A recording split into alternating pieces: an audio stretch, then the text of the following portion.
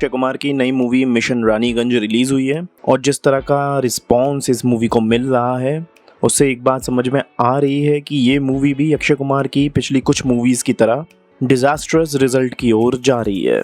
अगर हम इसकी एडवांस बुकिंग की बात करें तो इसकी एडवांस बुकिंग गुरुवार रात 10 बजे तक सिर्फ 49 लाख हो पाई थी और अगर हम टिकट्स की बात करें तो इस मूवी ने पूरे देश में सिर्फ 22,000 टिकट सेल किए, जो कि ये दिखाता है कि अक्षय कुमार की नई मूवी के लिए लोगों के बीच में एक्साइटमेंट बहुत कम है, या हम ये भी कह सकते हैं कि बिल्कुल नहीं है। तो हम आज डिस्कस करेंगे कि आखिर ऐसा क्या हुआ इन कुछ सालों में कि ऑडियंस अक्षय कुमार से इतनी दूर चली गई। दरअसल इसके लिए हमें प्री पैंडेमिक के दौर में जाना पड़ेगा, जब अक्षय कुमार की मूवीज लगातार हिट होती जा रही थी। बात है 2019 तक की, और स्पेशली 2019 में जब अक्षय कुमार की 4 मूवीज जबरदस्त बैक टू बैक हिट हुई तो ये लगने लगा था कि Akshay Kumar one man industry है। लेकिन इसके बाद आता है पैंडेमिक के इन 2 सालों में लोगों ने जमकर south Indian movies even overseas movies को देखना शुरू किया। इस वजह से लोगों का टेस्ट चेंज होता गया, या हम ये कहें कि टेस्ट डेवलप होता गया। अब अगर हम पैंडेमिक के पहले की बात करें तो अक्षय कुमार वही मूवी कर रहे थे जो कि अभी कर रहे हैं। वो वही सोशल मैसेज वाला क्लीशे कंटेंट कर रहे थे जो कि वो अभी भी कर रहे हैं। तो यहाँ पर हमें पहला रीजन तो ये समझ में आता है कि अक्षय कुमार ने अपनी मूवीज करने के लिए जो सब्जेक्ट चुना है या जो चुन रहे हैं उससे वो जरा भी पैंडेमिक के पहले और पैंडेमिक के बाद में कुछ भी डिफरेंस नहीं ला पाए हैं, जिस वजह से पब्लिक एक तरह से उनसे दूर चली गई है। वहीं गाय बगाए ये वाली बात भी सामने आती है कि अक्षय कुमार अपनी मूवीज के लिए ज्यादा टाइम नहीं देते। यहाँ तक कि उन्होंने कपिल शर्मा शो पर ये खुद एक्सेप्ट भी किया है कि वो सिर्फ 40 दिन में ही एक मूवी की शूटिंग निपटा देते हैं। अब अगर हम बात करें कि उनकी सबसे बड़ी डिजास्टर मूवी पृथ्वीराज चौहान, जो कि बहुत बड़ी डिजास्टर थी और वाईआरएफ की एक तरह से सबसे बड़ी मूवी थी जब वो 2021 में आई, तो उस टाइम पर भी अक्षय कुमार इसी बात को लेकर ब्रैग कर रहे थे कि उन्होंने ये मूवी सिर्फ 40 दिन के अंदर ही खत्म कर दी है, जिसका नतीजा ये हुआ कि लोगों ने उसके अंदर अक्षय कुमार की कमियों को नोटिस करना शुरू किया। लोगों ने कहा कि आप इतने कैरेक्टर के लिए सिर्फ 40 दिन कैसे दे सकते हैं, उसके लिए पूरी कैरेक्टर प्रिपरेशन होती है। लोगों ने तो ये तक कहा कि अक्षय कुमार एक दाढ़ी उगाने के लिए भी मेहनत नहीं करते, यहाँ तक कि वो अगर किसी का कैरेक्टर निभाते हैं तो दाढ़ी से लेके मूंछ तक सब कुछ नकली होती है, जिस वजह से एक पब्लिक सेंटिमेंट ये बना कि अक्षय कुमार सिर्फ क्वांटिटी में ही ध्यान दे रहे हैं, उनकी मूवीज की क्वालिटी दिन पे दिन गिरती जा रही है। और यही हुआ, आखिरकार लोगों का अक्षय कुमार के मूवीज से पूरी तरह से भरोसा टूट गया।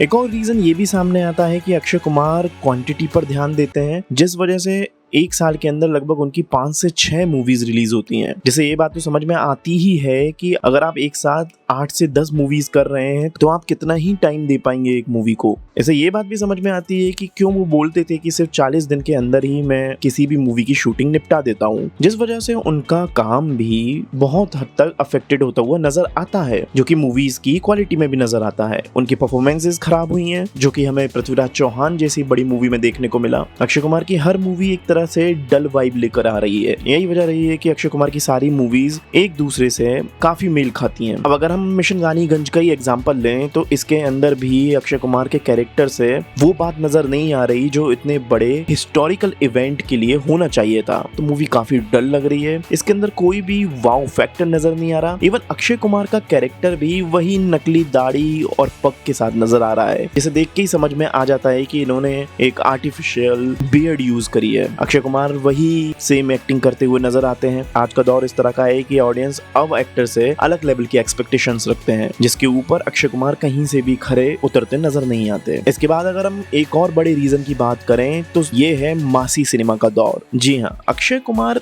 एक्शन हीरो तो हैं, लेकिन आज के टाइम पर उनकी जो छवि है वो एक तरह से सेम क्लीशे इमेज बन गई है। या तो वो कोई देशभक्ति की मूवी करेंगे या फिर वो सेम बायोपिक करेंगे, जिस वजह से पब्लिक उनसे दूर हट गई है। आज के दौर में अगर हम शाहरुख खान की बात करें, वैसे तो शाहरुख खान को किसी दूसरे एक्टर से आज के दौर में कंपेयर करना एक तरह से बेवकूफी ही होगी, क्योंकि ये एक तरह से उनका दौर चल रहा है। शाहरुख खान जहां 600 करोड़ 500 करोड़ या 1000 करोड़ की मूवीज दे रहे हैं, वहीं बड़े बड़े एक्टर्स सिर्फ 2 करोड़ या इवन 15 करोड़ तक पे निपट रहे हैं। लेकिन फिर भी अगर हम शाहरुख खान का एग्जाम्पल लें तो किस तरह से उन्होंने अपनी इमेज को बिल्ड किया, किस तरह से उन्होंने एक ब्रेक लिया और एक ब्रेनस्टॉर्मिंग करके अपनी ऐसी फिल्मोग्राफी बनाई जिससे पब्लिक एक्साइट हो सके, और ये उनके बॉक्स ऑफिस रिजल्ट पे भी दिखा। वहीं अक्षय कुमार की मूवीज जिस तरह से हर दूसरे महीने में आ जाती है और हर हफ्ते हमें ये न्यूज मिल जाती है कि अक्षय कुमार ने ये मूवी साइन करी, अक्षय कुमार ने वो मूवी साइन करी, जिस वजह से पब्लिक को अब उनकी मूवीज में जरा भी एक्साइटमेंट नहीं मिलती। यही रीजन है कि अक्षय कुमार की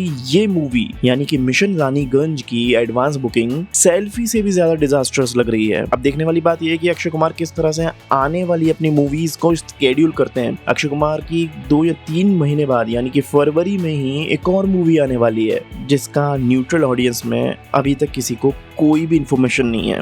सो यही सारी बातें अक्षय कुमार के लिए डिजास्टर्स बन के सामने आई हैं। हालांकि अक्षय कुमार के अगले साल 3 बड़े हॉलीडे पे 3 बड़ी मूवीज भी आनी है, जहां उनकी ईद पर आएगी बड़े मियां छोटे मियां, जिससे बहुत जबरदस्त एक्सपेक्टेशंस रख के चल रहे हैं अक्षय कुमार के फैंस। वहीं क्रिसमस पर उनकी हाउसफुल 5 आने वाली है, जिसके लिए भी अक्षय कुमार के फैंस तो काफी एक्साइटेड नजर आते हैं, लेकिन जिस तरह से उसकी कास्टिंग और डायरेक्शन की बात सामने आ रही है वो काफी डिसअपॉइंटिंग है। तो अब देखना यही है कि अक्षय कुमार अपने करियर को किस तरह से आगे बढ़ाते हैं, क्योंकि बॉक्स ऑफिस की इस रेस के अंदर अगर देखा जाए तो 1 से 5 तक तो शाहरुख हैं, लेकिन 5 के बाद अक्षय कुमार तो टॉप 10 में भी नजर नहीं आते हैं। उनके फैंस के लिए काफी डिसअपॉइंटमेंट वाली बात हो सकती है। हम उम्मीद करते हैं कि अक्षय कुमार की आने वाली मूवीज उसी तरह से एक एक्साइटमेंट लाए और उसी तरह से बॉक्स ऑफिस के नंबर्स बढ़ाए जिस तरह से वो प्री पैंडेमिक में कर रही थी। अक्षय कुमार को हम हेरा फेरी जैसी कॉमेडी मूवीज में पसंद करते हैं। आई होप कि वो भी अब इस तरह की मूवीज के लिए दोबारा से रेडी हो। तो ये था हमारा एक छोटा सा आइडिया कि क्यों अक्षय कुमार की मूवीज आजकल बॉक्स ऑफिस में नहीं चल रही हैं। अगर आपके पास में भी कुछ एक्स्ट्रा पॉइंट्स हो जो बताते हो कि अक्षय कुमार को अब आगे क्या करना चाहिए, तो आप कमेंट्स में जरूर बताएं।